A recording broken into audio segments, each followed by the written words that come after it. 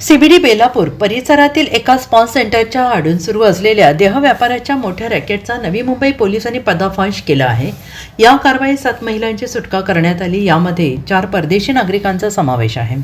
अनैतिक मानवी तस्करी प्रतिबंधक कक्षाने ही कारवाई केली असून पोलिसांना गुप्त माहिती मिळाली होती की सीबीडी बेलापूर सेक्टर 15 मधील स्पा पॅलेस येथे मसाजच्या नावाखाली जबरदस्तीने देहव्यापार करून घेतला जातो आहे। वरिष्ठ पोलीस निरीक्षक पृथ्वीराज घोरपडे यांच्या पथकाने सापळा रचत एका बनावट ग्राहकाला स्पा सेंटरमध्ये पाठवलं आहे। तेथे व्यवस्थापकाने देहव्यापारासाठी पैशांची मागणी करताच पोलिसांनी तात्काळ छापा टाकलाय।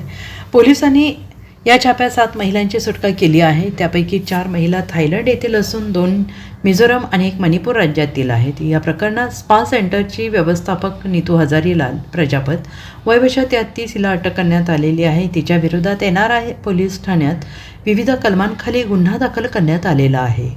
न्यायालयाने आरोपीला 18 एप्रिलपर्यंत पोलीस कोठडी सुनावली आहे।